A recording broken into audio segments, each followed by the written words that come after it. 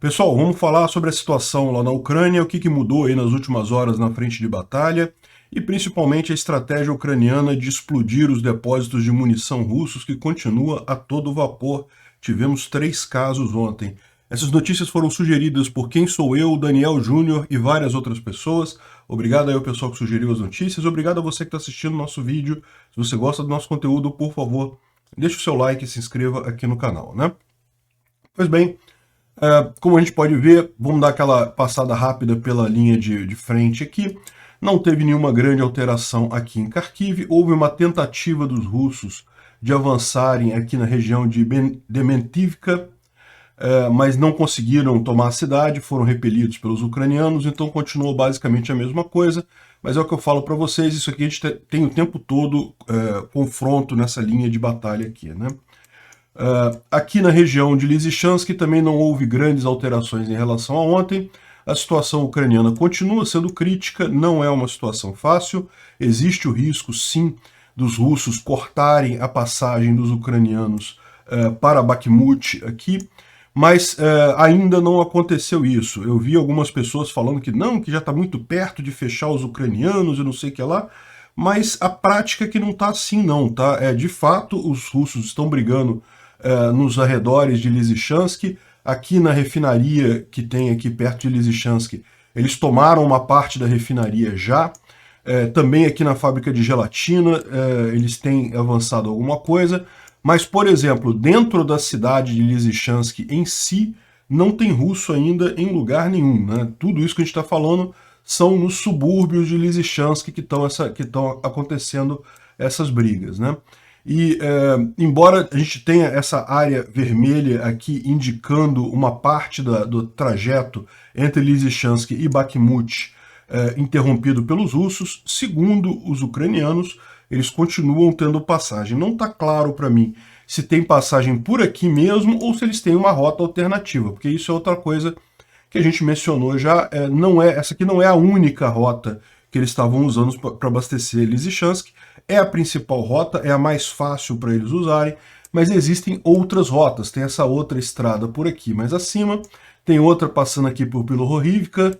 Enfim, tem várias estradas passando aqui que podem ser usadas também para o mesmo meio, né?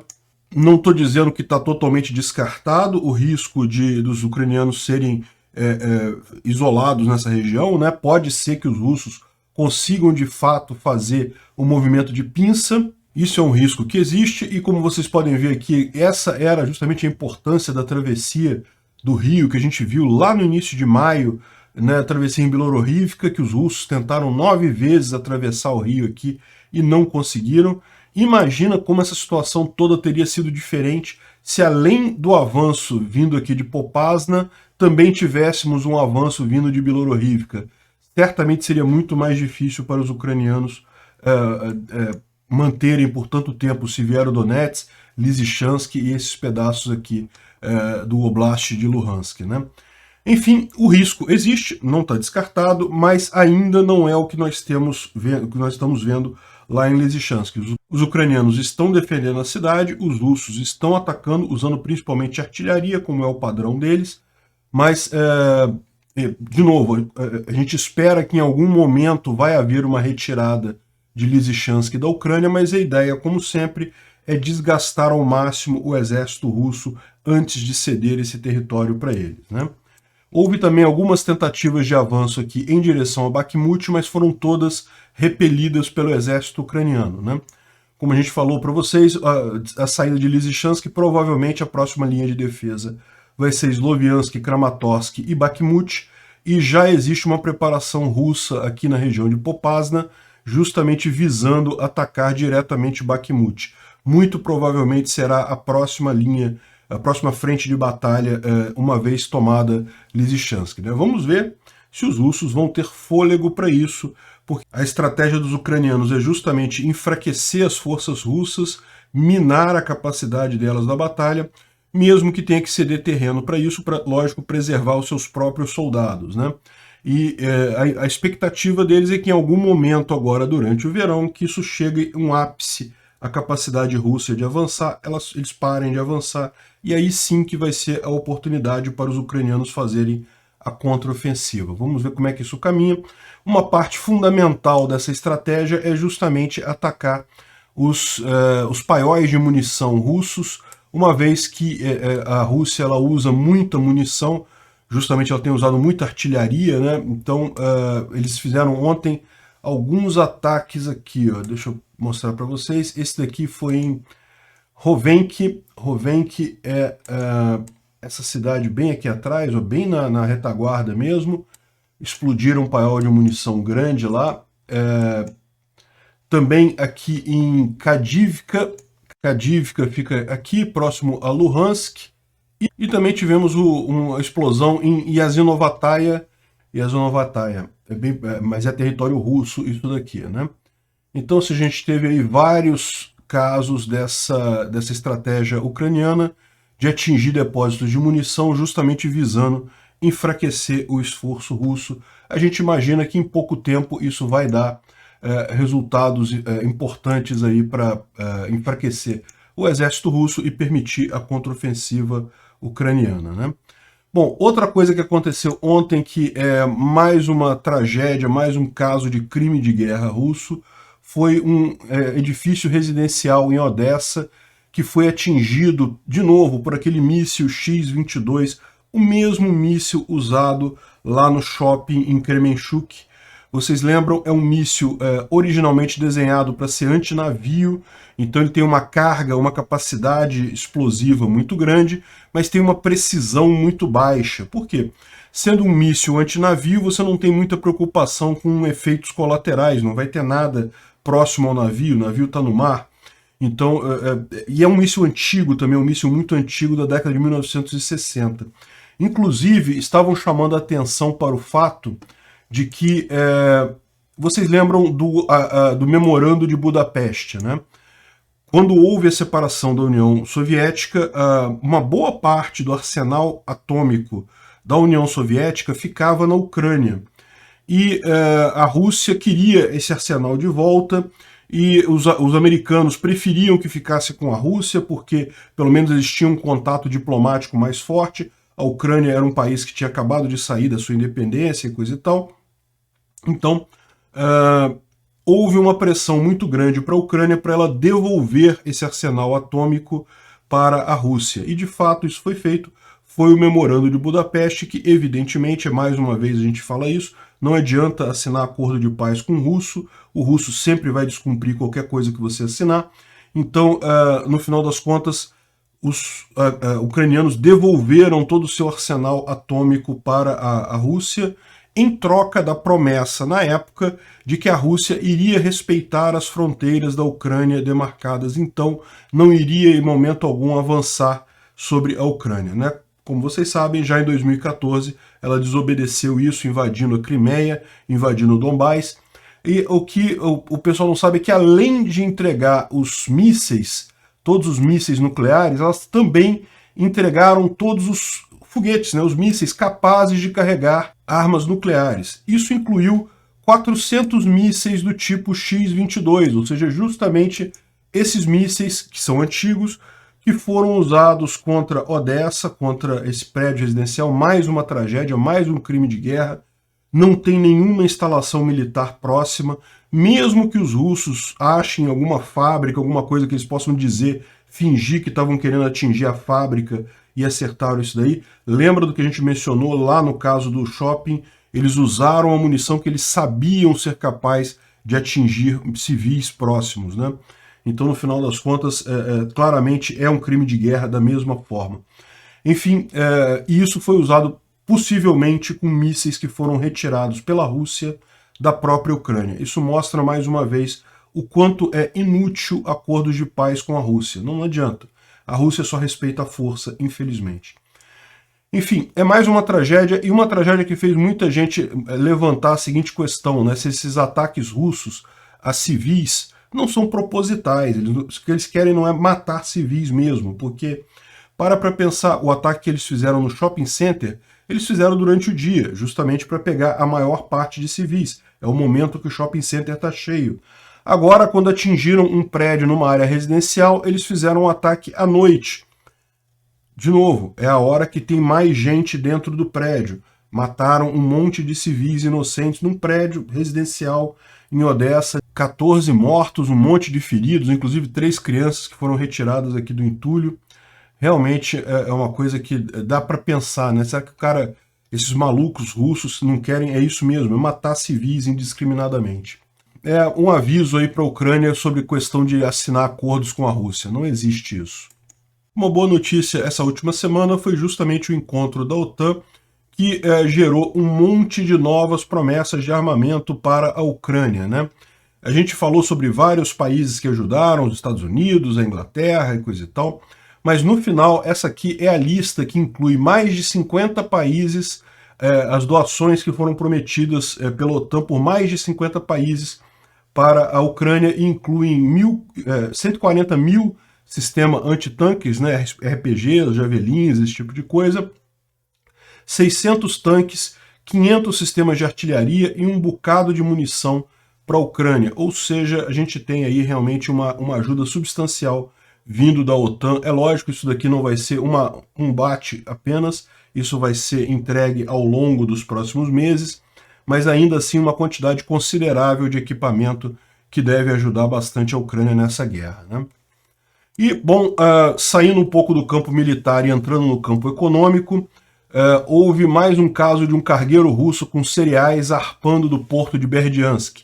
Berdyansk, vocês sabem, é um porto que foi ocupado pela Rússia desde o início, logo no início dessa invasão, e que tem sido usado como porto para o roubo de grãos e outros materiais também, né, bobinas de ferro, de aço, enfim, um monte de coisa tem sido roubada da Ucrânia pelos russos, e esse cargueiro russo com cereais é um exemplo desse tipo de coisa, né? Então, Berdyansk fica aqui, e essa explosão a gente falou ontem, né? Ontem a gente falou sobre a explosão que teve em Berdyansk, mas o cargueiro saiu e está sendo usado para exportar grãos para países amigos dos russos, né? Porque, lógico, esses grãos são sujos de sangue. Só quem compra esses grãos é amigo de ditador, um absurdo completo esse tipo de coisa, né? E enquanto a Rússia rouba os grãos da Ucrânia, a Argentina continua na batalha aqui para a Ucrânia conseguir exportar seus grãos através de Odessa. Vamos ver se a gente consegue ter boas notícias disso mais adiante, né? Bom, uma outra notícia tocante aí foi instalado no parlamento ucraniano a bandeira da União Europeia, né? É uma coisa simbólica, ainda não lógico, ainda tem muita coisa até a Ucrânia de fato fazer parte da União Europeia, mas isso indica aí um avanço significativo nesse sentido, né?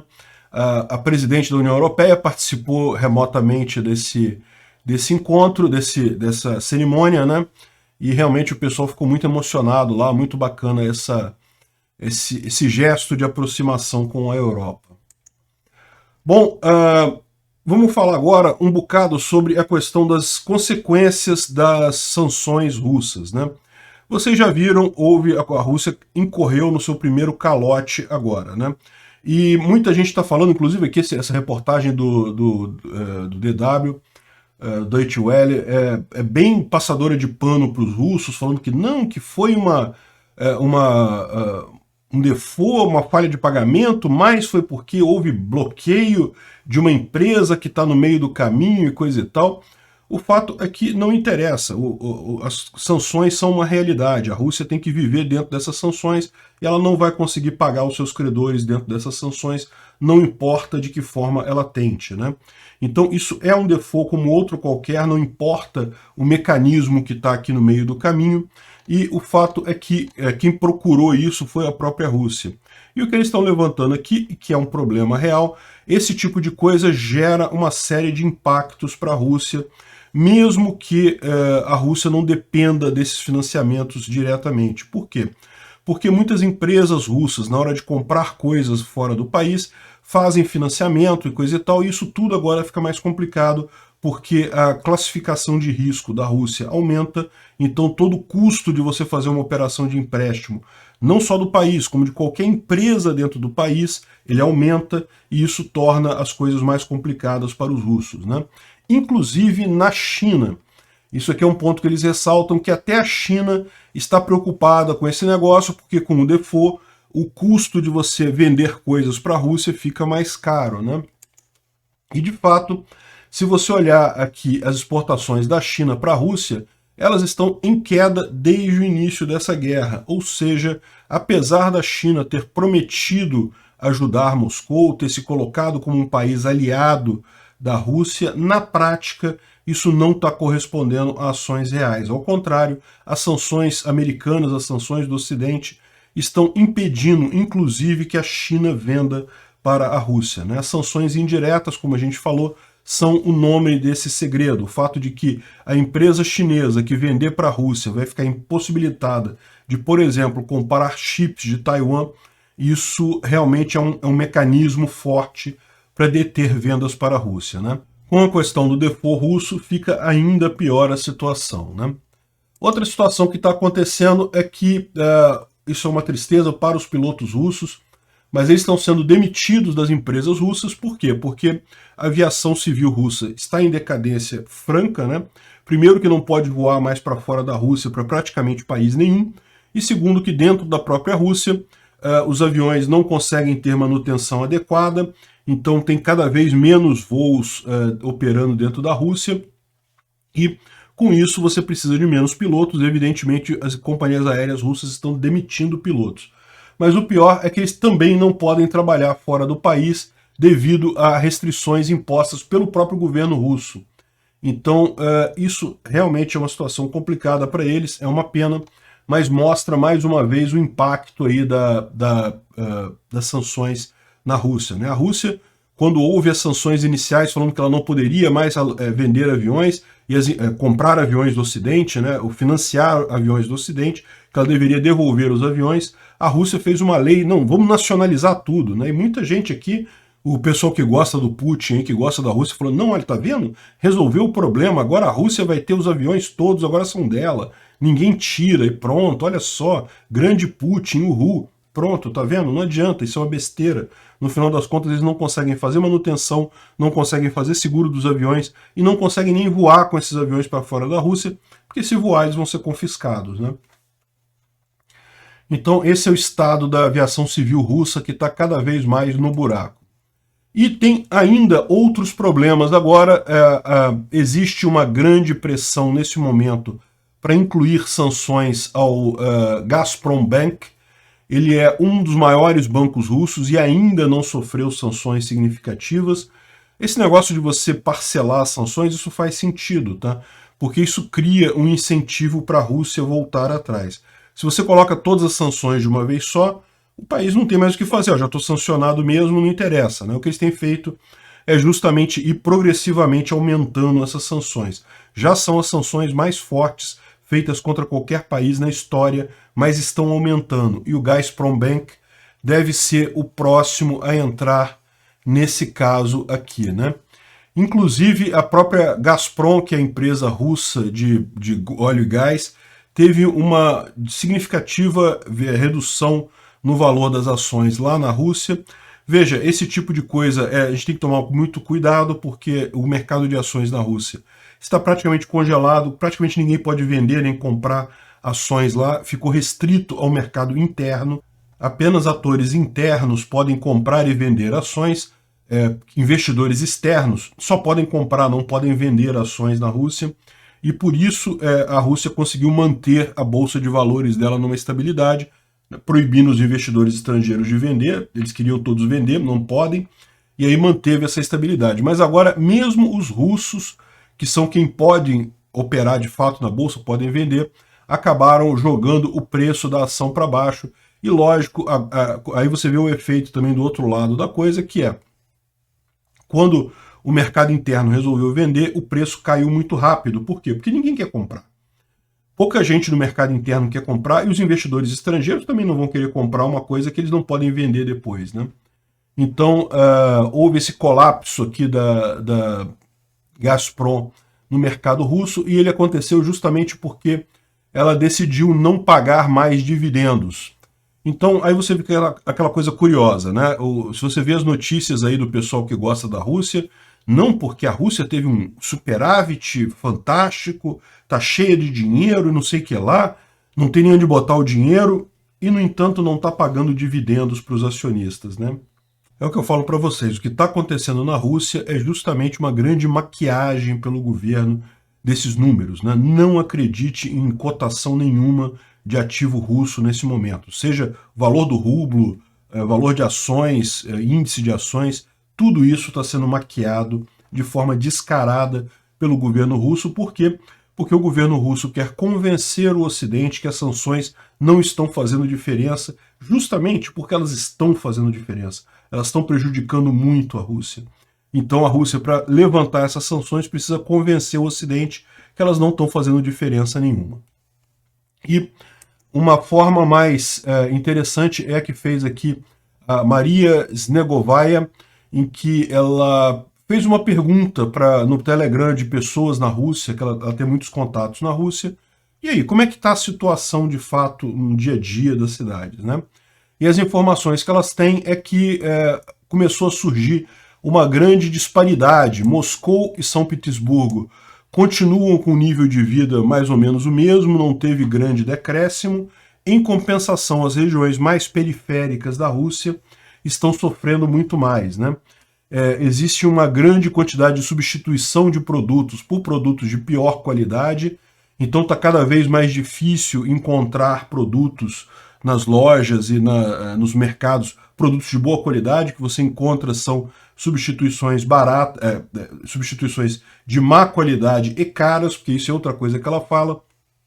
Os preços estão subindo para quase tudo, um monte de lojas fechadas. Enfim, a coisa está realmente atingindo de forma bastante significativa a Rússia, né? Bom, e o G7 vai aumentar as sanções à Rússia, né? Aquele encontro do G7 que teve em Madrid, foi decidido mais uma rodada de sanções contra a Rússia. A gente espera que entre o Gazprombank nessa rodada, né? Finalmente, para tirar esse banco tão importante da Rússia, a capacidade financeira dele no Ocidente. Mas é uma coisa muito importante justamente para garantir que piorar continuamente as sanções à Rússia, justamente para garantir que ela não vai ter vida fácil. Quanto mais tempo ela ficar na Ucrânia, pior vai ser a situação para o país de qualquer forma, né? Bom, só algumas novidades aqui no final para encerrar o vídeo. Aquela exibição dos tanques russos destruídos que estava em Kiev foi para Varsóvia, lá na Polônia, então está tendo essa disposição lá em Varsóvia. Bem interessante ver as quinquilharias russas usadas lá na Ucrânia. Está fazendo bastante sucesso lá também, atraindo bastante público, né?